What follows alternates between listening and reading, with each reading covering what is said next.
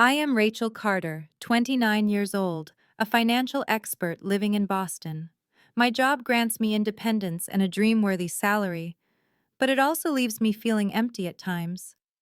Some nights, as I gaze out the window of my small apartment, I wonder, if I had a real family to come home to, would my happiness feel more complete? This Thanksgiving, I decided to return to Seattle, the home where I grew up, where I once longed for a word of praise or a proud glance from my parents. But in my memories, my presence was always overshadowed, like a faint shadow compared to my younger sister, Sophie.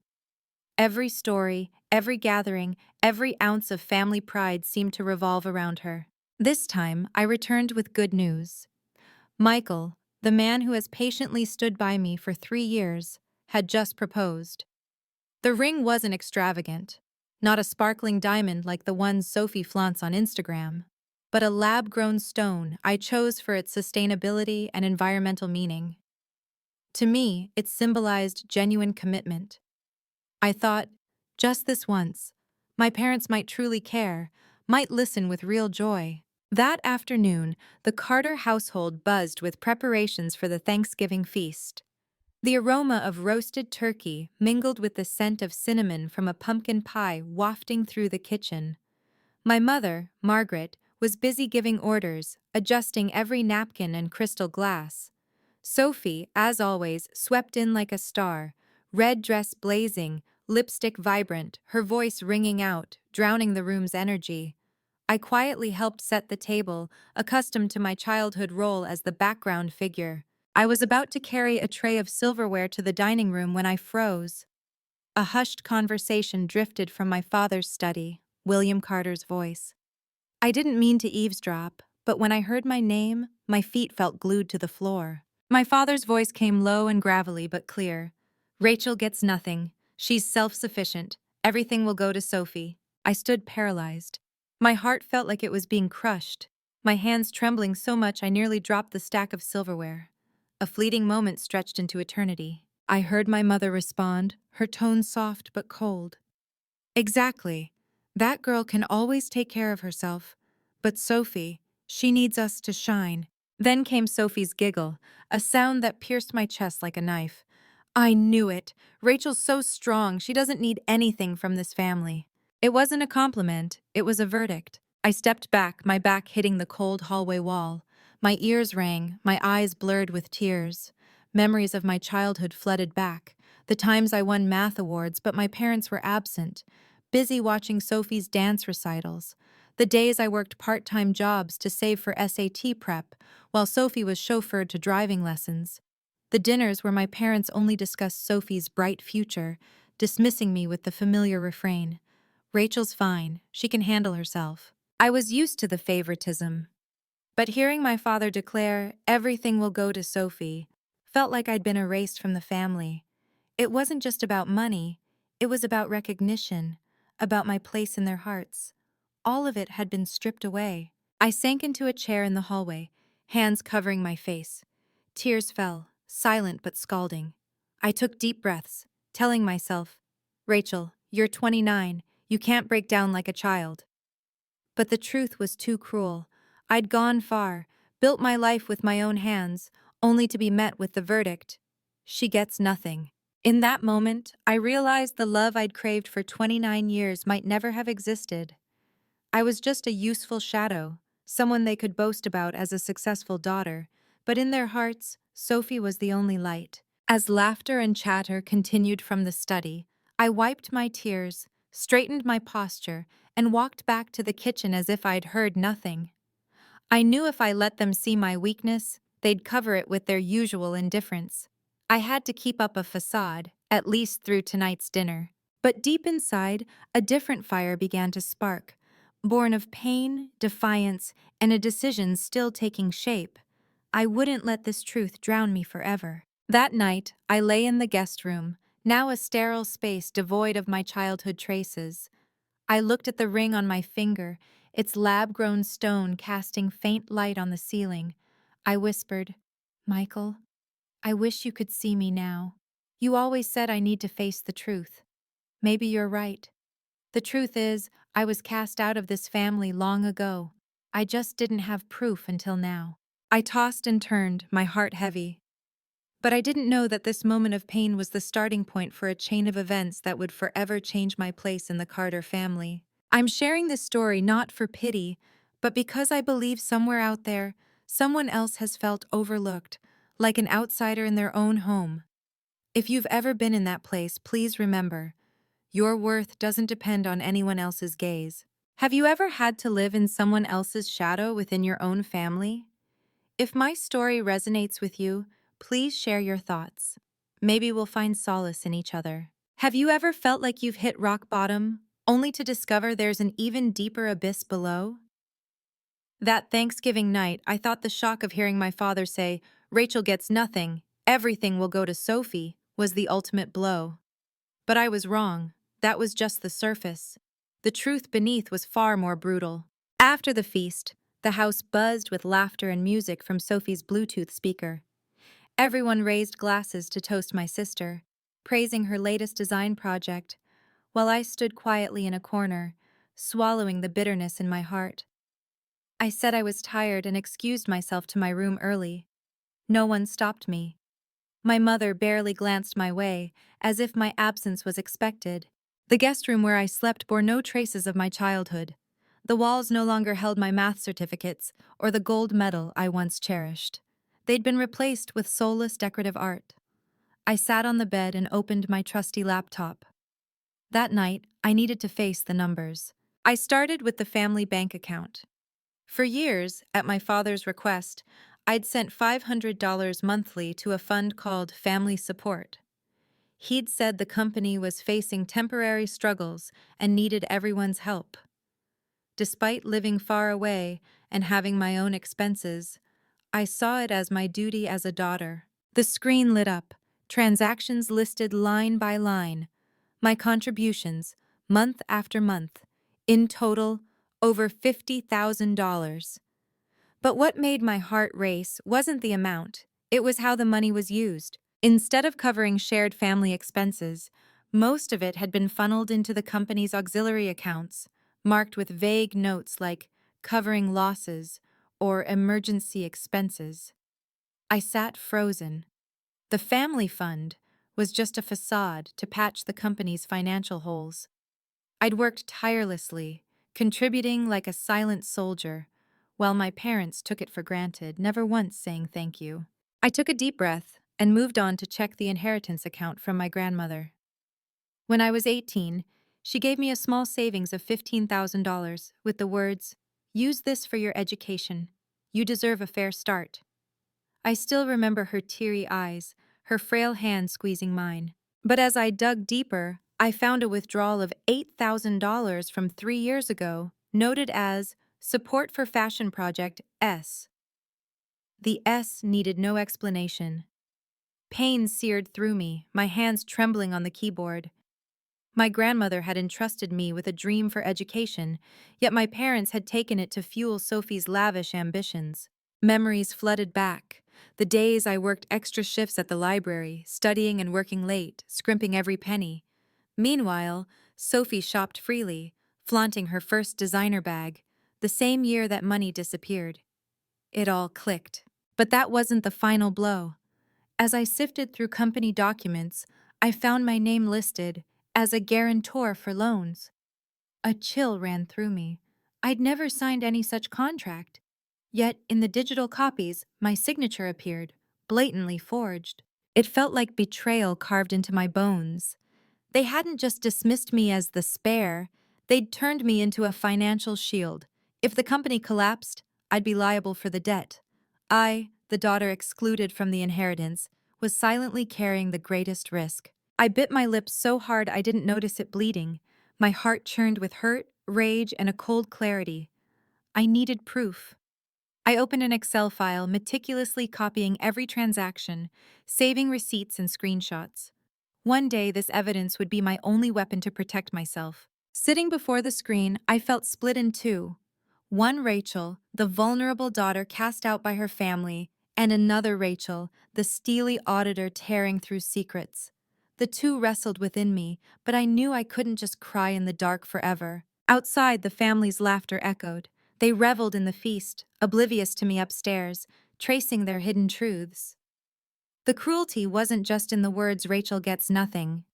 It was in how they'd silently exploited me for years. I vowed to myself, if fate has made me an outsider, I'll stand outside for real, but I'll leave with clean hands, my head held high, and the truth in my grasp. As the clock struck midnight, I closed my laptop. The evidence was locked in a password-protected folder. I turned off the light, lay on the unfamiliar bed, but my eyes stayed wide open. My mind replayed 3 images: my father calmly hiding the truth, my mother complicit in silence, and Sophie laughing innocently, basking in her privileges. Tears fell, but this time they weren't weak. They were tears of a silent oath. I would never let them use me again. That Thanksgiving night, I crossed a line. From a daughter craving recognition, I became a woman ready to confront her entire family. I didn't know what would happen next, but I was certain I could never be passive again. And I had no idea that just days later, fate would thrust me into an unexpected situation where my father, the man who cast me out, would come begging for my help. If you find this story compelling, comment Y. If you don't, comment N. There are moments in life when you think you're prepared, but when they hit, all reason vanishes. The day after Thanksgiving, during a family lunch, I witnessed such a moment. One minute, my father sat at the head of the table, his voice booming with commentary. The next, he collapsed, clutching his chest as if trying to keep his heart from shattering. The dining room was bathed in warm golden light, but none of us felt its warmth. I sat silently, pushing mashed potatoes around my plate, while Sophie rambled on about her new fashion collection. My mother nodded approvingly, her voice brimming with pride, occasionally squeezing Sophie's hand as if to say, "My daughter is amazing." My father, William Carter, quietly swirled his wineglass, his eyes occasionally flicking toward me, as if sensing I'd changed since last night. I was no longer the quiet figure on the sidelines, and perhaps he felt it. No one mentioned the inheritance or the secrets they thought I didn't know. But tension hung in the air, like a taut string waiting to snap. Then, my father's wineglass hit the table with a sharp clink. He opened his mouth to speak, but instead let out a pained groan. His body swayed, his face paled, his hand clutching his chest. "Dad!" I screamed, my chair crashing to the floor. The man who'd built a construction empire, who I thought was invincible, was collapsing before us. My mother shrieked in panic, Sophie burst into tears, and I rushed to support him, feeling his erratic heartbeat under my hand. In those endless minutes, the ambulance arrived, its red lights flashing across the familiar walls that now felt alien. I rode with him, gripping his wrist, feeling the fragility of the man I'd once feared and admired. The hospital reeked of antiseptic. The doctor emerged after the emergency procedure, his voice calm but firm. "Mr. Carter had a heart attack. It's stabilized, but he needs absolute rest. No stress, no work pressure." My mother clutched her purse, lips trembling. Sophie curled up, mascara streaking her face, and I stood still, caught between worry and an unnamed unease.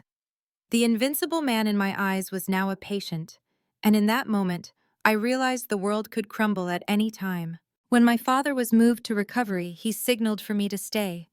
The door closed, leaving just the two of us. He lay there, pale, IV tubes in his arm, his eyes no longer proud but weary. He called my name in a hoarse whisper. "Rachel, I don't have much time. The company, it's in crisis. If I go down, hundreds of employees will lose their jobs. I need you to audit everything." I froze. The man who'd cut me out of the inheritance, who'd declared me unworthy of a dime, was now begging for my help. For a moment, all the resentment, all the evidence I'd uncovered last night surged back. I looked at him, keeping my voice steady. "You need me? After you decided to erase me from this family's future?" He closed his eyes, sighing, the first time I'd seen him so vulnerable. "I was wrong. But there's no other way now. Only you have the ability. Sophie, she can't do it. The company will collapse. My heart ached. Part of me wanted to walk away, to let them face the consequences. But another part, the part my grandmother taught about responsibility, the part that didn't want hundreds of innocent employees to suffer, held me back.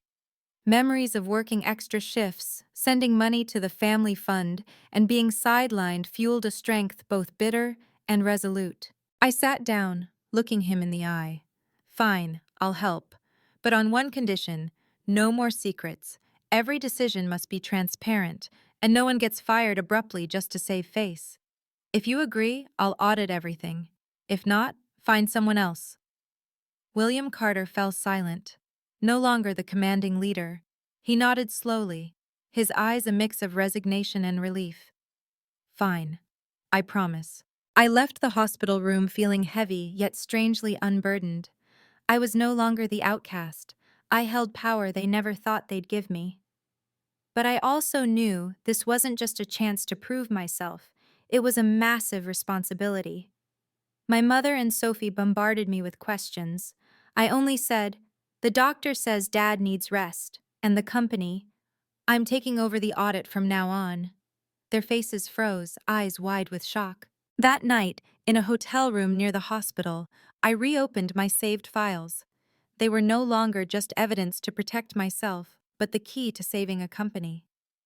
Yet I knew the deeper I dug, the darker the secrets I'd uncover.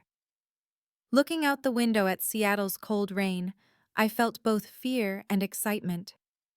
I whispered, "Tomorrow, the real game begins. And this time, I'm the one moving the pieces." Have you ever walked into a familiar room, but the atmosphere made you shiver as if stepping onto a courtroom stand? A week after my father's heart attack, I stood before the boardroom on the 14th floor of Carter Construction, clutching a thick file.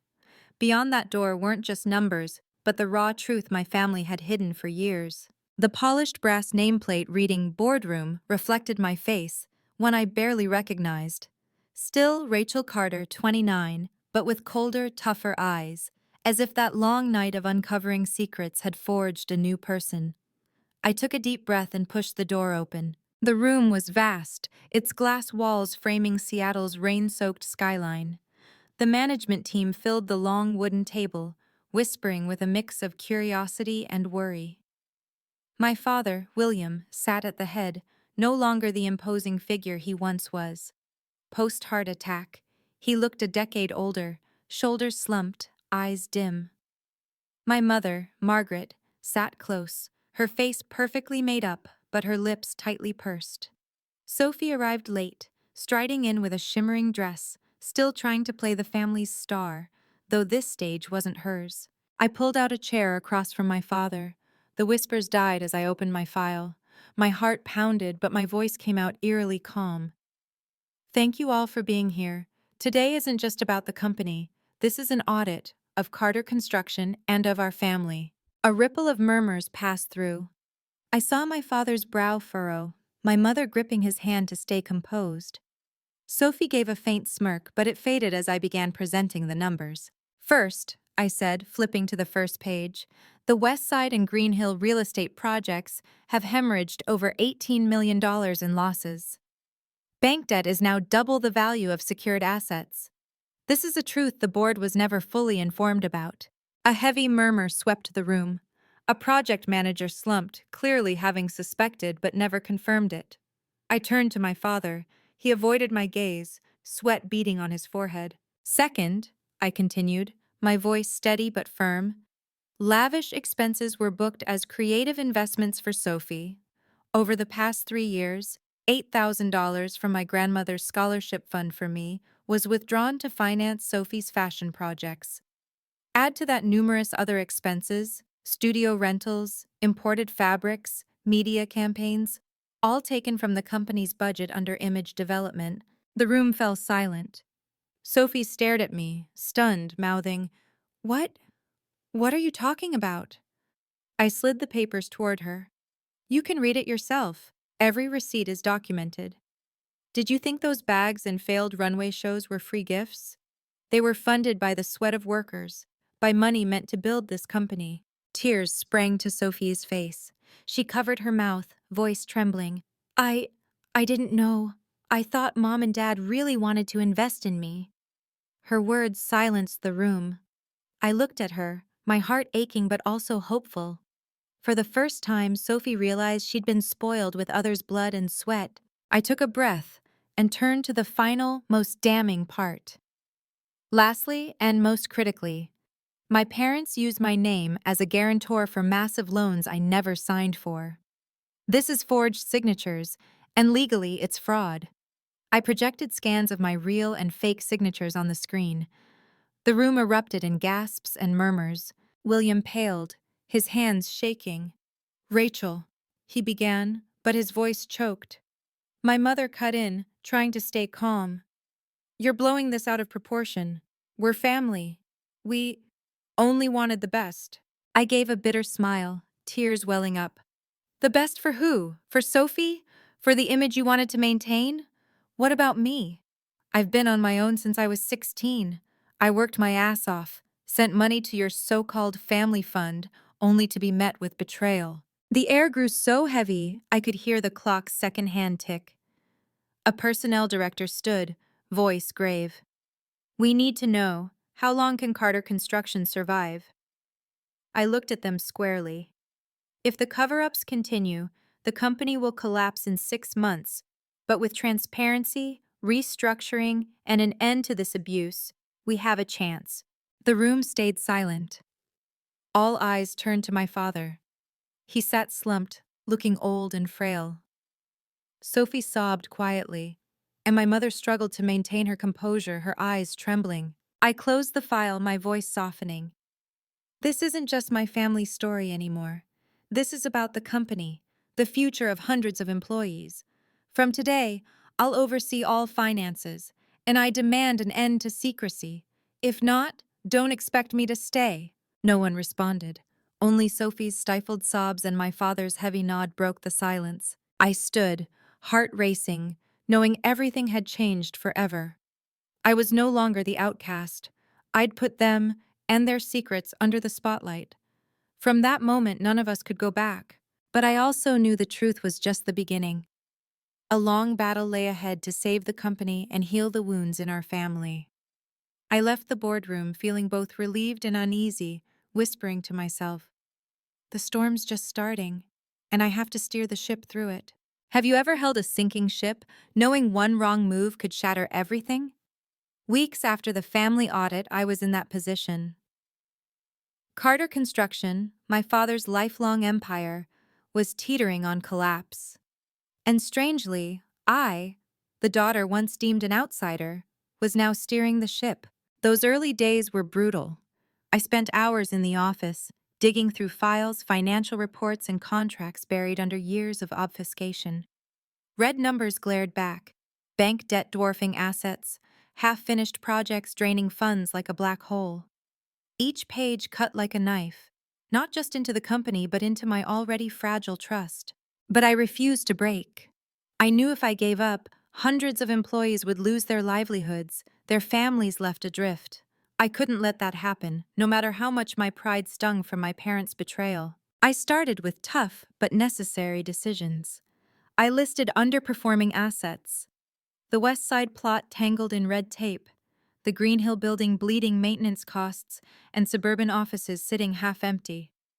I held small meetings with management, explaining each step. "We have to cut to save what's left. It hurts once, but it's our only shot at survival." Many looked at me skeptically, but as they saw my resolve, doubt gave way to trust. Next came the creditors. I walked into each negotiation armed with meticulous preparation. No longer the sidelined daughter, I was Rachel, the finance expert who'd faced cutthroat deals in Boston.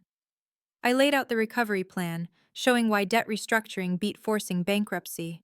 "If Carter Construction falls, you lose everything. Give us time and we'll pay back every cent. This isn't a promise, it's math." My voice shook at times, not from fear but from pressure. When a few creditors nodded, I knew I was on the right path. The employees worried me most. I'd seen companies fire masses to appease shareholders, but I wouldn't let Carter Construction follow suit. I proposed a worker support fund, funded by family savings and proceeds from selling inefficient assets. It ensured no sudden layoffs and offered retraining for repositioned roles. When I announced the plan, eyes teared up, hands clasped tightly. I never imagined I'd become a pillar for these strangers in my father's company. And my father, William? He sat quietly in meetings, his body weakened post-heart attack. His eyes changed. Gone was the commanding gaze, replaced by cautious listening. I knew it pained him to watch me, the daughter he'd dismissed, take charge. But in that pain, he began to learn humility. The day of the company-wide meeting arrived. Over 200 employees gathered in the grand hall. I stood at the podium, hand on the mic, facing a sea of anxious but hopeful faces. I outlined the restructuring plan step by step, not hiding the challenges but refusing to let despair win. I spoke of transparency, responsibility, and a promise that no one would be left behind. When I finished, applause erupted. But the real shock came from my father. He stood, walking slowly to the mic. The hall fell silent. His voice trembled but carried. I hid things. I was wrong to let pride blind me. A leader's honor isn't in saving face but in fixing mistakes to protect others. Today I apologize to you all, and I thank my daughter Rachel for giving me a chance to make it right. For a few seconds, no one spoke. Then applause roared, long and powerful. I looked down, seeing tears on workers' faces, relieved smiles from women who'd feared unemployment. My heart tightened, both pained and joyful. As the crowd dispersed, Sophie approached me. Gone was her usual bravado. Her eyes red, she choked out, "I'm sorry, Rachel. I was blind for too long. I didn't know I was living off you." Then she hugged me, a trembling but sincere embrace. I let my tears fall, feeling, for the first time, that I truly had a sister. That afternoon, standing alone on the rooftop, watching Seattle under faint winter sun, I knew an old chapter had closed. Carter Construction was no longer a symbol of deceit, but proof of change. Yet I understood the journey wasn't over. Healing family wounds would be longer and harder than saving the company. I told myself, a business can be rebuilt with numbers. A family needs heart. And I didn't yet know the real test still lay ahead, where love would face the ultimate limits of forgiveness. Have you ever realized that sometimes the biggest change doesn't come from loud arguments or sudden shocks, but from the quietest moments? A year after I stood before Carter Construction to expose the truth, I learned that lesson. The company was transformed. The cuts, restructuring, and employee fund had worked. Revenue wasn't soaring like the glory days, but it was stable, solid, and transparent. Workers no longer feared secret layoffs. They knew where they stood and trusted leadership more than before. I returned to Boston with Michael after a small, warm wedding by the coast. Though far away, I stayed on as a remote advisor, joining monthly video calls. It wasn't my presence that mattered, but the principles I'd left behind, now the company's new foundation. Sophie changed too. When I saw her off at the airport for her new job at a sustainable design firm in New York, she hugged me tightly, voice breaking. This time, I'll stand on my own. I saw a real determination in her eyes, unlike the carefree girl used to being spoiled. When she sent me a photo of her first collection, no boasting, just a note saying, "Sis, I've really started," I knew she'd grown. My mother, Margaret, once obsessed with a perfect social image, also shifted. After I set up the employee fund, she volunteered to help. I was skeptical at first, thinking it was just for show. But then I saw her patiently talking with workers' wives, leading soft skills training for young employees, and genuinely happy to contribute. Once, she held my hand and said softly, "Maybe I wasted too many years chasing vanity. Now I want to live differently." It was a confession I never thought I'd hear. My father, William, post-heart attack, stopped clinging to past glory. He spent time gardening, reading, even cooking with my mother. I still smile at the photo he sent of a clumsy pie, his face beaming like a proud child. The man who once lived for appearances had learned to embrace simplicity. Then came a moment I never thought possible. A true family dinner. Not a lavish party for show, not a tense meal filled with comparisons, but a simple dinner at the Carter house, with everyone present. The table held modest dishes, roasted chicken, salad, a cheap red wine my father proudly said he'd learned to pick. Sophie shared about her design job, my mother told stories of a young worker she was helping, and my father rambled about a history book he'd read. I sat listening, smiling, filled with a peace I'd thought impossible for years. No more comparing looks between Sophie and me, no more cold dismissals. For the first time, I didn't feel like an outsider in my own family. As the meal ended, my father set down his glass, looking at us with sincerity. It took me years to learn that family isn't about dividing or comparing. Family exists only with fairness and respect. Thank you, Rachel, for forcing us to face the truth. His words echoed in me, closing the chapter on years of hurt. I know we still have healing to do. Past wounds don't vanish in a year. But that night, in the glow of warm light, I felt clearly. We'd started anew, this time on a foundation of fairness and real love. Perhaps the greatest miracle wasn't saving the company, or Sophie finding her path, or my parents changing. The true miracle was finding peace within myself. I no longer lived for their approval. I lived knowing I was worthy, and that confidence reshaped our family. That night, standing on the porch, breathing Seattle's chilly air, I looked up at the starry sky. I smiled, whispering, "Grandma, I did it." In that quiet, I knew a fair beginning had truly started. Perhaps the greatest gift wasn't a revived company or green financials, but the lesson about family, fairness, and respect. I once thought family was just duty, but now I know it only exists when every member is heard and valued equally. Favoritism, silence, and secrets can destroy bonds, but transparency, courage to face truth, and forgiveness can heal. This journey taught me that my worth isn't in others' recognition, but in my steadfastness. By standing up, I not only saved a company, but gave my family a chance to start over. And most importantly, I found peace in my soul. If my story touches you, leave a comment, share your thoughts, and don't forget to follow for more emotional journeys. Through these stories, we might just find ourselves,